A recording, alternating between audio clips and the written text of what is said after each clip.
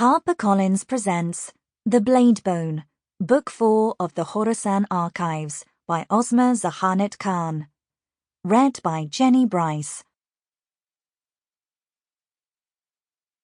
1.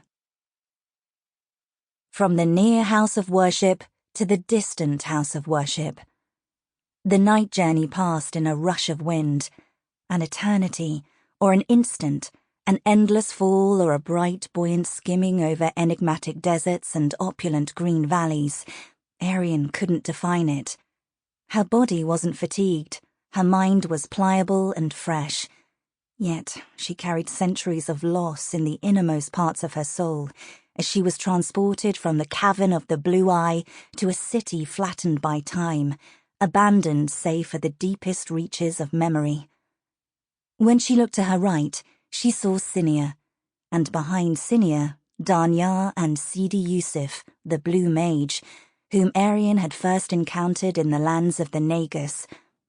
Moments ago, or a lifetime past, Arian had been at the center of the Blue Eye, a vast geological formation in the heart of an unforgiving landscape. She had stood on a stone plinth, surrounded by tranquil waters that seemed to shift beneath her gaze, looking up through the roof of the cavern to a source of illusory light. Sinnia beside her, Danyar and Yusuf at her heels. There had been an orphan boy in her care, but now the boy was gone. He had vanished into the light, the same light that had brought them all here. All except Wafar, whom she couldn't find, no matter how she searched, the loss acquiring the painful weight of an ache. Nor had she seen him at the other stops on the night journey. She'd been taken into a past that originated long before the wars of the Far Range, to ancient holy cities whose texts and ideologies had been lost to the encroachments of time. The night journey had shown her the extent of that loss.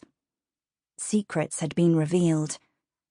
She had offered prayers for the dead at the site of a grave in the city of the Friend. She had also witnessed the birthplace of the messenger of the Isaïn. She had been without her companions at these places of detour. How would she be able to explain her experience? Where had she been, and what she had witnessed wasn't possible. The experience atemporal, outside of time, that had meaning in the present, or the past as they had studied it. The cities she'd visited had been preserved.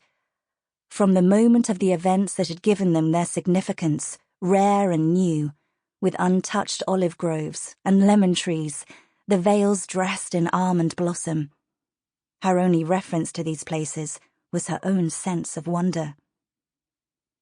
As soon as Arian had given herself up to the source of the light that shone upon the blue eye, her consciousness of the physical world had altered.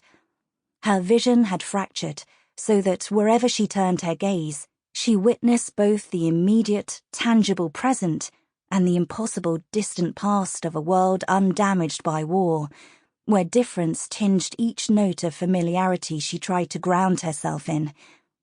Even the words in her mouth had changed their shape, the vowels softer and sweeter, the consonants more pronounced. The claim her mother tongue, its lexicon her place of birth.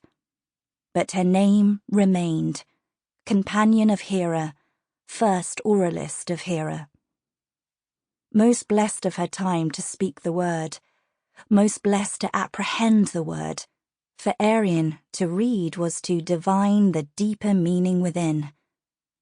Language and light shimmered like a quicksilver fire in her veins, gilded the corners of her vision, so that when she looked upon the world around her, she was seeing it with dual vision, with light upon light vision, keen as the lancing edge of Danyar's silver gaze, pure as a note of Sinnia's rich voice, true as the heart of a lost and orphaned child.